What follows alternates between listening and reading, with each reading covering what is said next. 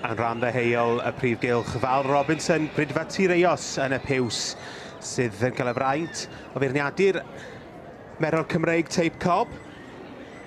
Ac dosbarth i'r Caseg y fagu ifanc, rhai 4 i 7 mlwydd oed, sydd yn cael sylw'r beinid a Bryn Jones, ond o fyny eitha dipyn yn y dosbarth yma, wrth gwrs hon dan berchnogaeth Rhian Roberts o Rhuthun.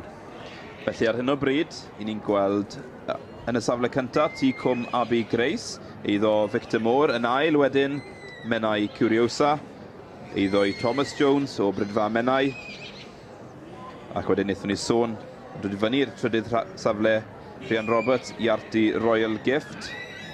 Felly dyna yw'r trefn ar hyn o bryd.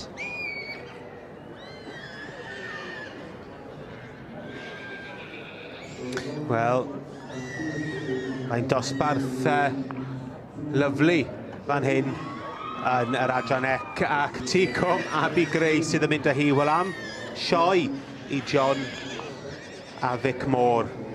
Y gaseg yma, wrth gwrs, yn dod o linach reit enwog. Teip Abigail, ath i ar benc ymwriaeth yma ddwywaith, a wedi cymwyso i sioe y cydi, sioe ceffyl y flwyddyn a'r cydi, wrth gwrs. A'r gaseg yma, dwi'n siŵr, yn mynd nôl i'r gaseg hynny, Teip Abigail. Wel, John Moore a'i chwaer Demi, sydd yn derbyn y wobr gyntaf i'r Caseg y fagu yn yr adran ec. Wrth gwrs, gyda nhw llwyddiant dydd Mawrth yn ennill gyda'r ebol ddeiflwydd. Felly mae wedi bod yn sioe arbennig iawn i teulu'r môr o Cwm Glyn Ebwy.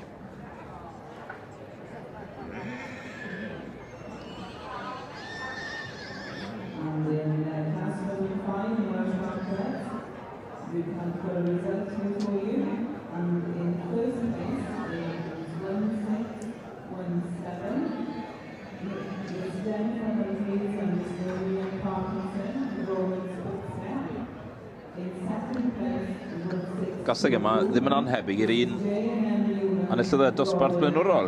Donis Lililon yn edrych yn debyg iawn. Yn debyg iawn, chwarae teg, mae'n rhaid ddeud. Mae wedi sticio a wedi cadw at ei theip yn fan hyn. Ac i weld y fydd na... I weld bod pencampwriaeth diddorol yn mynd i ddod nes mlaen.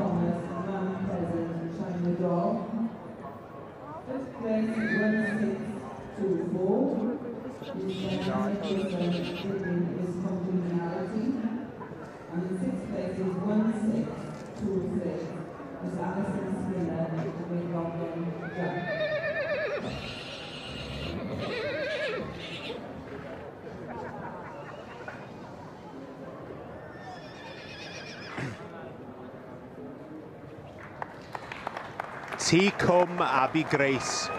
Y berchnogaeth Mr Victor Moore yn ennill y dosbarth i'r Caseg y fagu iau yn adran y Merlod Cymreig Teip Cob. Sioe arbennig i'r teulu yma, wrth gwrs, er nhw ennill ar ddydd Mawrth gyda'r ebor deiflwydd.